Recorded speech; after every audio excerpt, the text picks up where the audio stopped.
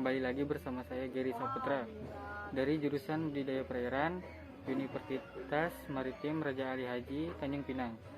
Baiklah, kali ini saya akan menjelaskan tentang kolam pembesaran dan tambak pembesaran. Yang pertama, saya akan menjelaskan kolam pembesaran. Kolam ini dibuat di tanah, yaitu dengan cara menggali tanah dengan bentuk persegi 4, dan pada kolam ini terdapat beberapa bagian, yaitu pematang kolam, dasar kolam, dan terakhir adalah pintu air.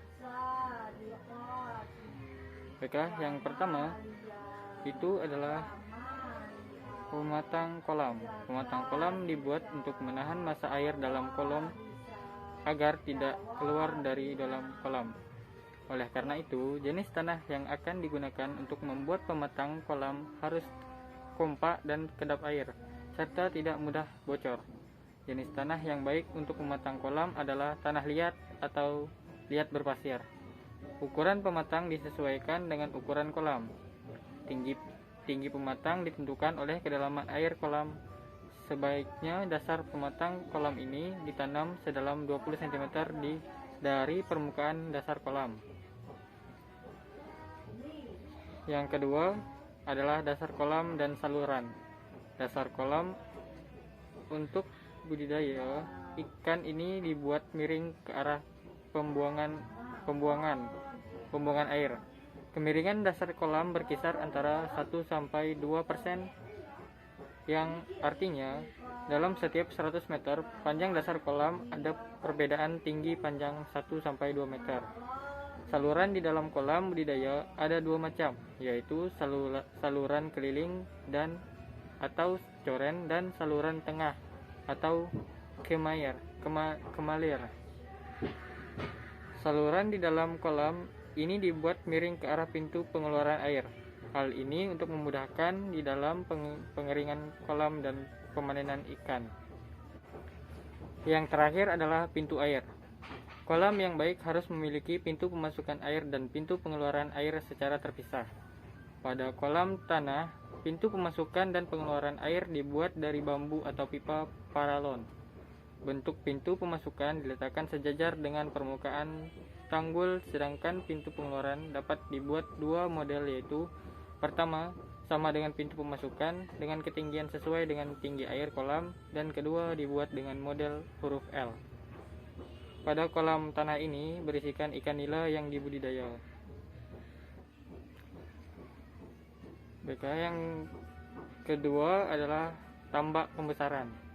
Hal yang perlu dilakukan dalam penyiapan wadah budidaya adalah: yang pertama, lokasi tambak.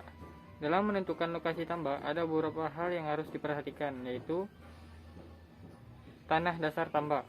Lokasi tambak berada di pantai dekat laut. Tanah dari jenis aluvial kelabu, di mana bertekstur lampung dan berpasir, dengan ketinggian 0-3 meter di atas permukaan laut, serta kemiringan kurang dari 0,2%. Yang kedua, sumber air tambak. Sumber air tambak berupa air laut yang memperoleh pasokan air tawar dan sungai. Yang ketiga, hutan mangrove. Hutan mangrove seluas 581,955 ha dengan ketebalan 500 meter dan kepadatan 1-2 pohon tiap meter persegi, terdapat di sepanjang pantai, kiri dan kanan sungai, serta ditanam di pematang tambak. Hutan mangrove didominasi oleh Rhizopora dan Avecania. Selanjutnya, persiapan tambak. Dalam persiapan tambak ada beberapa hal yang harus diperhatikan, yaitu 1. Kedung tepiok dilakukan setelah panen, di mana merupakan kegiatan pembuangan lumpur tambak dan memperbaiki pematang tambak dan adanya kebocoran. Yang kedua, pengapuran, bertujuan untuk menurunkan keasaman tanah atau menaikkan pH tanah dan menjaga kestabilan kualitas air. 3. Pengeringan Pengeringan dilakukan setelah 3-5 hari setelah pemberian saponin. Pengeringan bertujuan untuk meningkatkan pH yang turun pada pemeliharaan sebelumnya. Selain itu, pengeringan juga berfungsi sebagai pengendali kompetitor dan hama. Yang keempat, pemberian saponin. Pemberian saponin bertujuan untuk membasmi hama tambak berupa ikan liar, ular, dan lainnya. Yang selanjutnya, pemupukan bertujuan untuk menumbuhkan fitoplankton. Dan yang terakhir adalah pemasukan air. Setelah pemupukan, dilakukan pemasukan air. Pada tambak ini berisikan udang windu yang dibudidayakan oleh orang-orang. Itu saja yang bisa saya sampaikan di liputan kali ini. Saya Giri, assalamualaikum warahmatullahi wabarakatuh.